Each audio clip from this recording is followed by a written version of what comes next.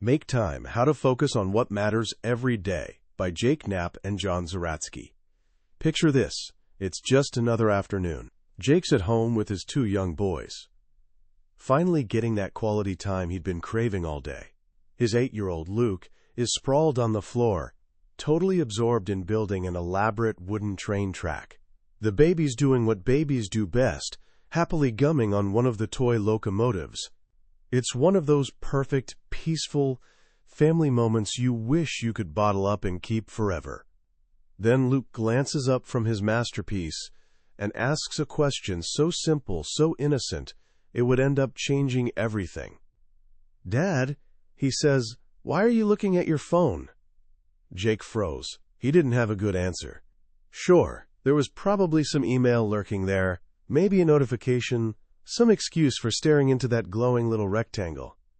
But was it actually important? More important than the train track masterpiece being built at his feet? More important than these fleeting, precious moments with his kids that he'd never get back? In that instant, something shifted. Jake realized his body might have been in the living room, but his mind? His mind was somewhere else entirely, caught up in a digital whirlwind of other people's priorities. That single question from his son sparked an unexpected quest. Jake teamed up with his colleague John Zeratsky, and together these two tech insiders from Google and YouTube set out on a mission. Here's the twist.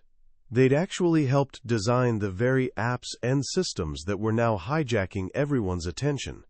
They knew the enemy from the inside, and they decided to fight back, not by cramming more tasks into each day or becoming productivity machines, but by completely rethinking how we spend our time on what genuinely matters. The result? Make Time. This book has sold hundreds of thousands of copies and been translated around the globe, and here's why.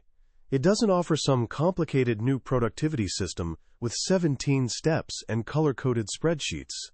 Instead, it gives you something far more valuable, a simple, 4-step framework for breaking free from the endless cycle of busyness and distraction.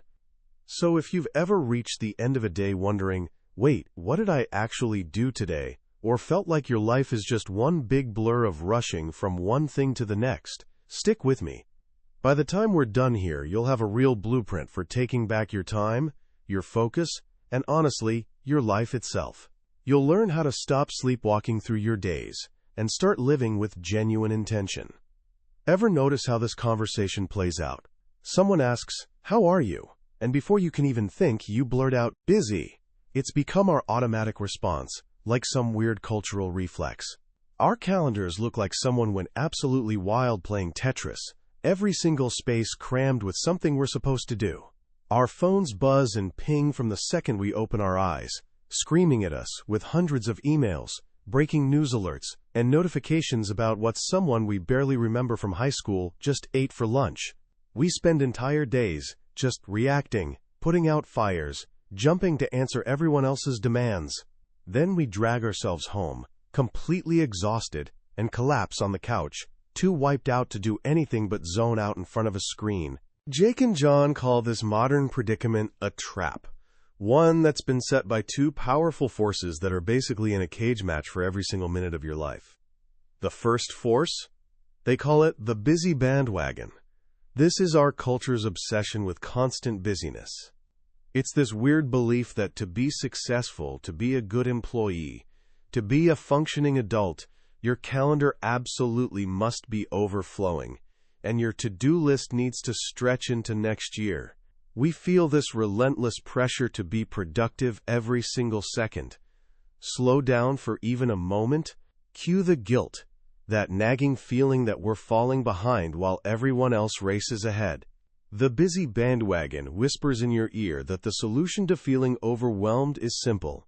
Do more, be more efficient, just run faster on that hamster wheel. The second force? The infinity pools. These are all those apps on your phone and websites on your computer that offer an endless, bottomless supply of content. Social media feeds, streaming services, non-stop news sites. If you can pull down to refresh it, congratulations, you've found an infinity pool. These are designed to be your reward for surviving the busy bandwagon. You're exhausted from being busy all day, so naturally you deserve to dive headfirst into an endless stream of entertainment, right? So there you are, stuck in the middle. The busy bandwagon is yanking you in one direction, demanding you be productive every single second. The infinity pools are pulling you the other way with their irresistible promise of endless distraction. The result? Your time just gets spent by default. You react to whatever's on your calendar. You react to whatever lands in your inbox, and then you react to whatever the algorithm decides to serve you next. You spend the whole day doing things, sure, but when your head hits the pillow, you realize you haven't done anything that truly matters to you. This is exactly the problem that Jake and Jay-Z, two self-proclaimed time dorks, decided to tackle. After that eye-opening moment with his son, Jake did something pretty radical. In a moment of pure frustration, he grabbed his iPhone and started a deleting spree. Twitter? Gone. Facebook? Bye. Instagram? See ya. Then he found himself staring at the Gmail icon. Now this was complicated, because Jake had actually worked on the Gmail team at Google. He loved that product. But deep down, he knew what had to be done. He tapped delete.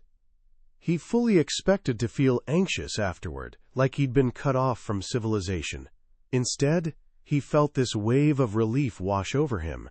He actually felt free.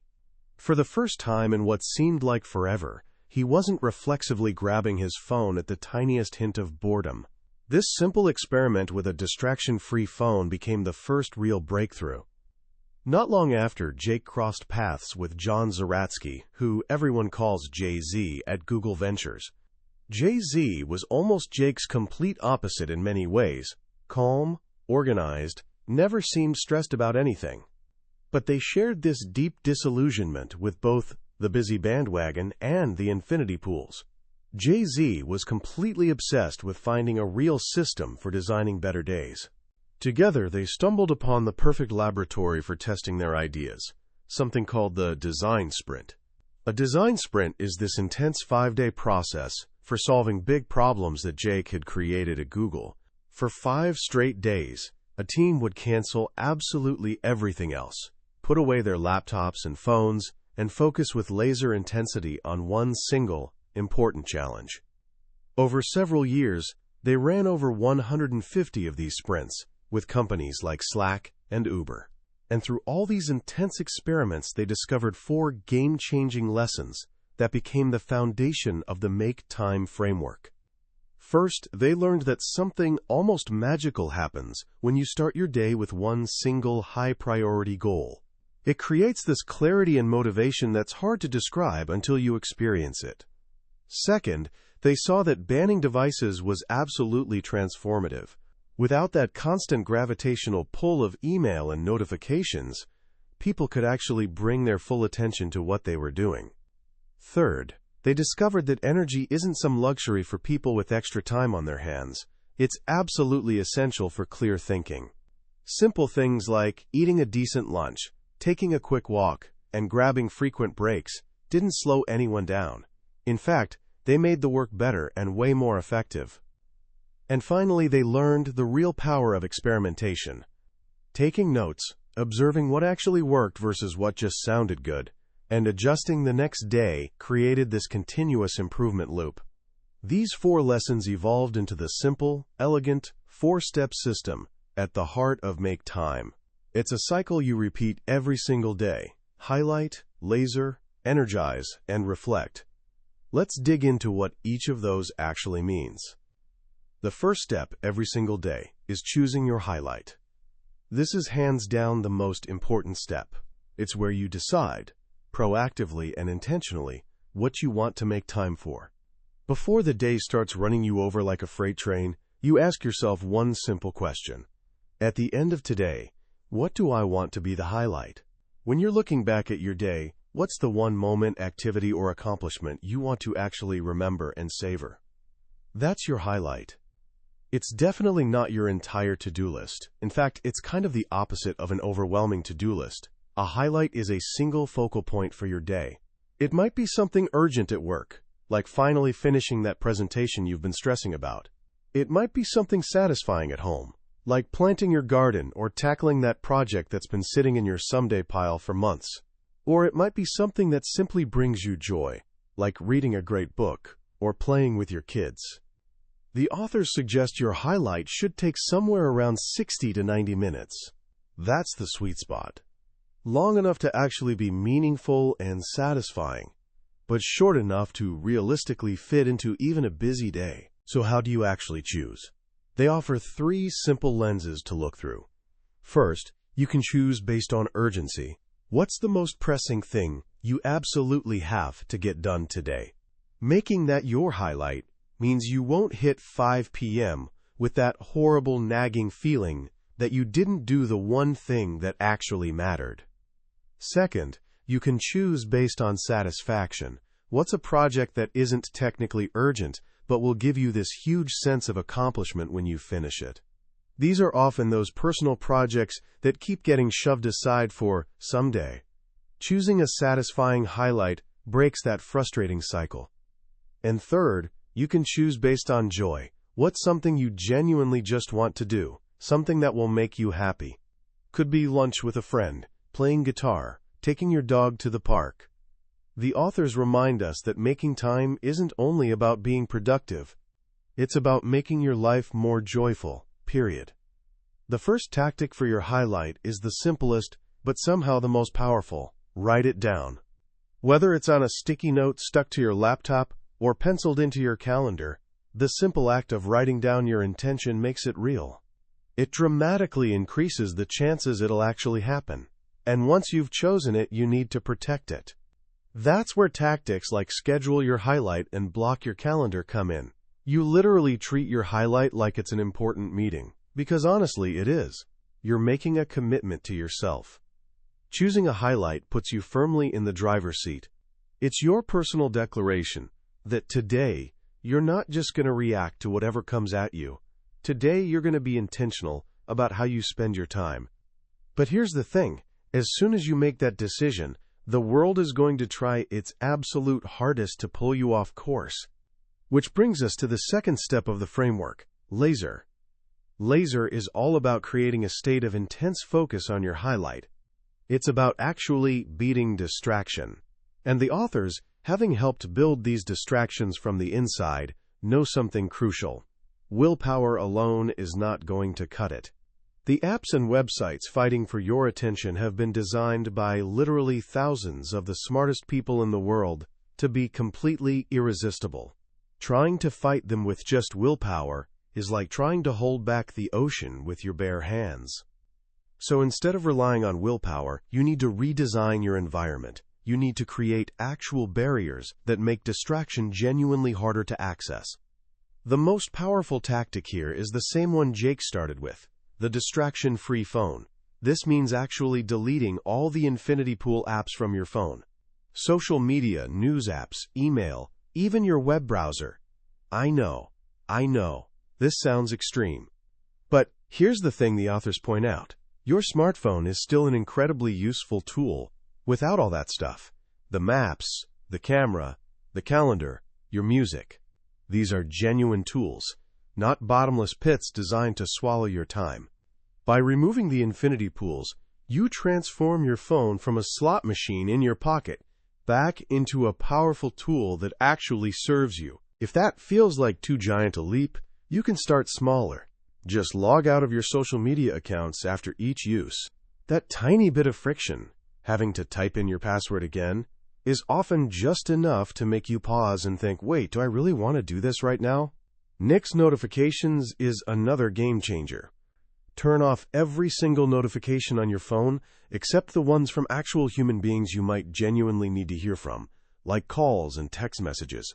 Your phone should be a quiet, helpful assistant, not some screaming carnival barker demanding your attention every 30 seconds. The authors also talk about being really wary of what they call time craters. A time crater happens when a small, seemingly harmless distraction smashes a much bigger hole in your entire day. Think about it. You post one little tweet. Takes maybe 90 seconds, right? But then you check back a few times to see if anyone replied. You get sucked into scrolling the feed for a few minutes. You start composing your next witty tweet in your head. That innocent 90-second action just blasted a 30-minute crater in your focus. Another sneaky trap? Fake wins. This is that feeling of accomplishment you get from clearing out your inbox or checking off a bunch of tiny, super easy to-dos. It feels productive, it feels good, but it's a fake win because it's actually distracting you from the real win, making genuine progress on your highlight. By creating these small but meaningful barriers and staying aware of these traps, you make it so much easier to enter laser mode. You're not constantly fighting temptation every single minute, because the temptation simply isn't sitting right there in front of your face anymore. So you've chosen your highlight, and you've created this distraction-free zone to actually achieve it. But there's one more absolutely crucial ingredient you need. You need fuel. You need energy. This brings us to the third step, Energize. The authors argue this is actually the secret sauce of the whole system. If your body is basically a battery, you need to keep it charged.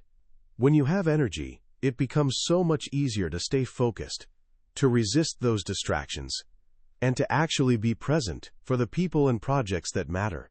But in our modern world, we tend to treat our bodies like they're just taxis for our heads. We live entirely in our brains and completely forget that the brain actually needs a healthy body to function well. So how do you build energy? The author's advice is refreshingly simple and honestly kind of fun. Act a little more like our prehistoric ancestors. They introduce us to this friendly caveman they call URK. URK didn't have a standing desk or a gym membership, but his lifestyle was naturally energizing, and by learning from good old URK, we can recharge our own depleted batteries. The Energize section is built on a few core principles inspired by our hunter-gatherer past. The first principle is keep it moving. Our bodies were literally designed to move around, not to sit in a chair staring at a screen for 8 hours straight. But here's the good news. You don't need to become a marathon runner. The key is aiming for about 20 minutes of movement every day. Could be a brisk walk, a short run, or a quick workout at home. The tactic pound the pavement reminds us that walking is practically a wonder drug. It's the simplest, most accessible form of exercise out there, and it gives you this huge energy boost, or you can inconvenience yourself on purpose. Take the stairs instead of the elevator. Actually carry your groceries instead of using a cart. Park at the far end of the parking lot. Find these small, creative ways to build movement back into your day. The next principle is eat real food. Our bodies evolved over millions of years to run on plants, nuts, fish, and meat, not on things that come out of a plastic wrapper with ingredients you can't pronounce. One of my personal favorite tactics here is the dark chocolate plan. If you've got a serious sweet tooth like me, don't try to fight it completely.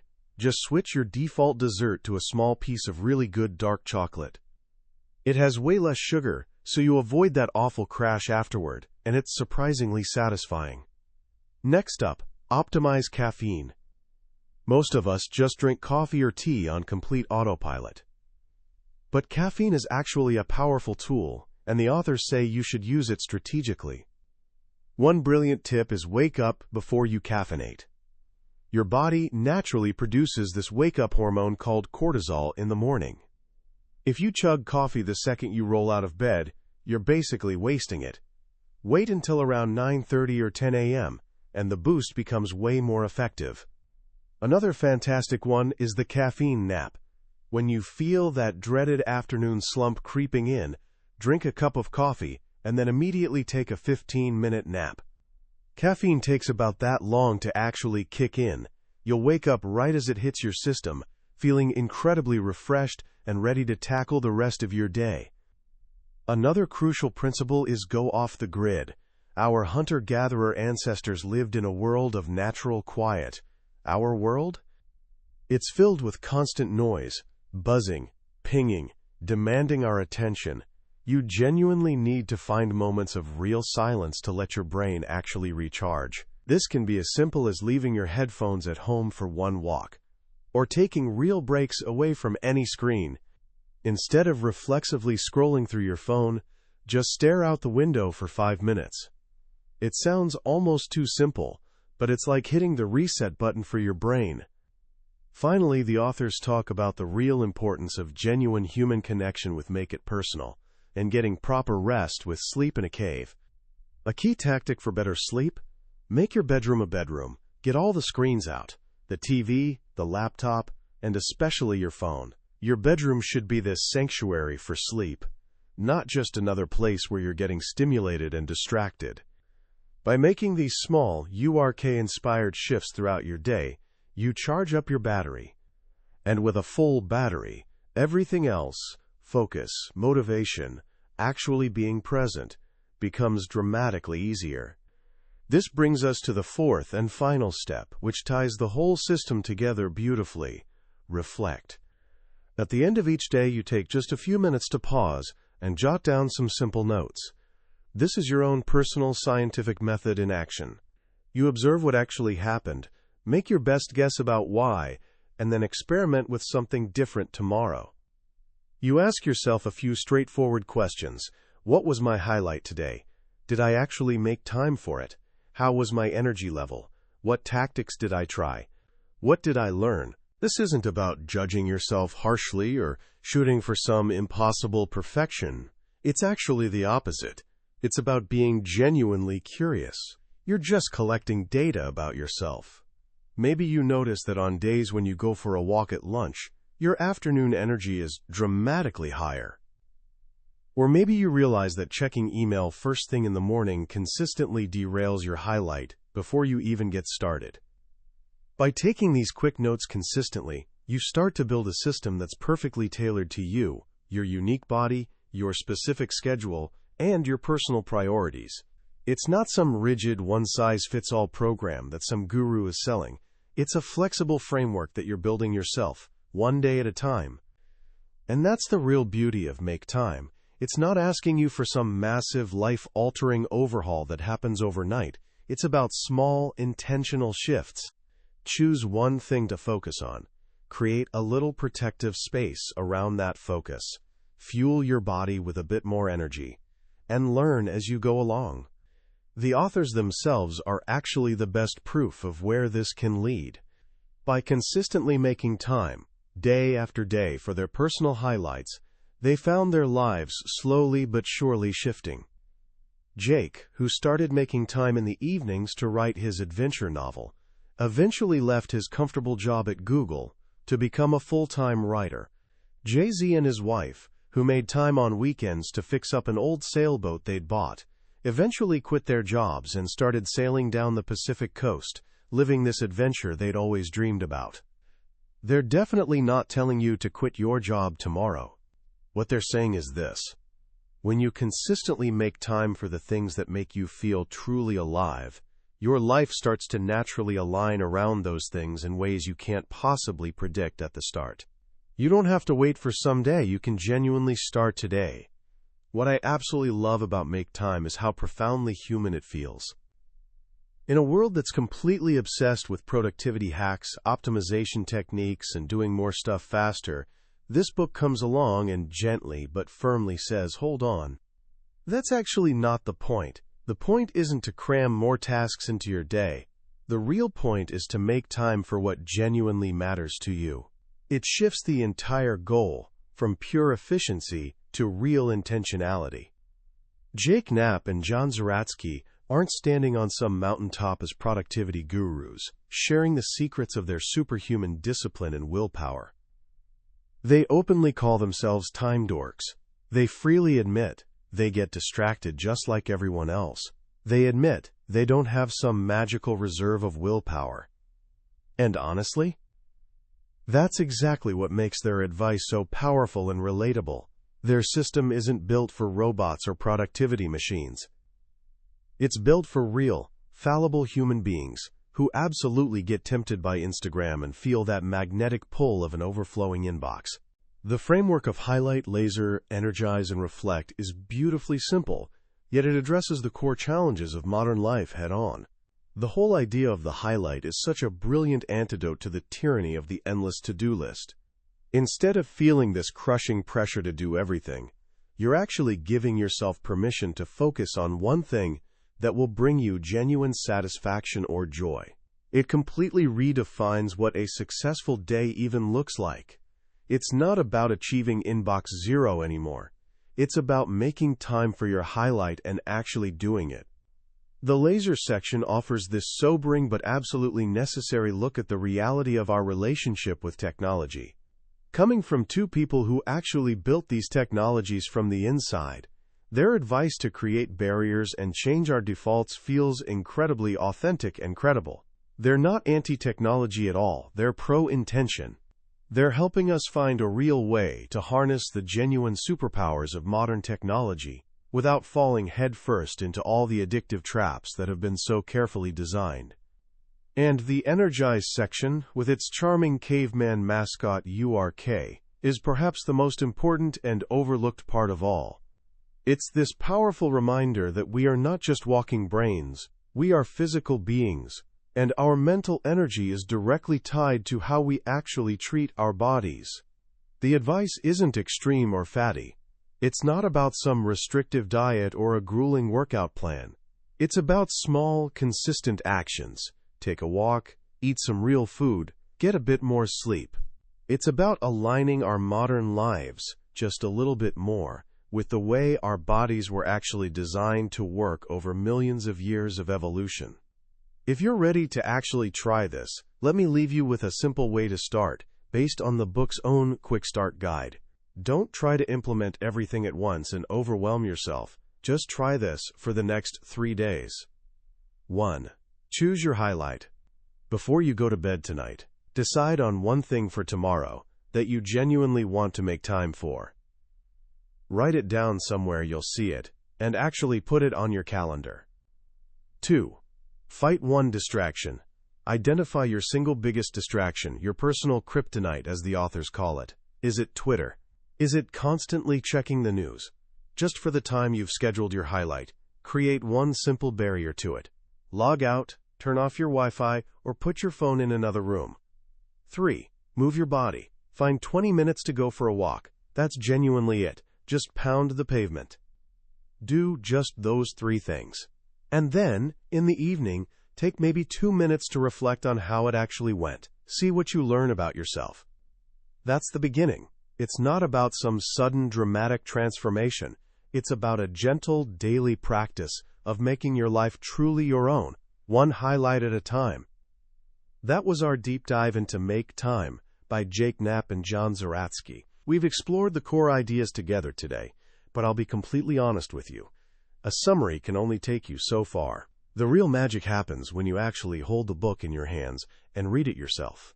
It's in those quiet moments when one of their personal stories or a simple, clever tactic hits you in a way you didn't expect and couldn't have predicted.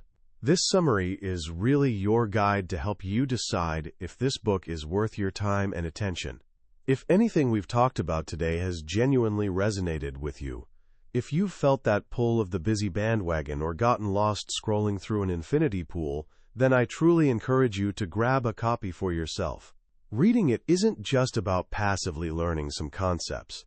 It's an active experience that can genuinely change the way you see your days and your entire life.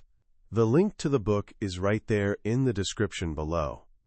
Also, if you found this journey valuable, and you want to continue exploring the ideas in the world's most impactful books together, please take a moment to hit that like button and subscribe to the channel.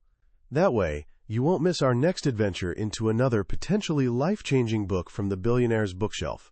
Let's keep growing and learning together.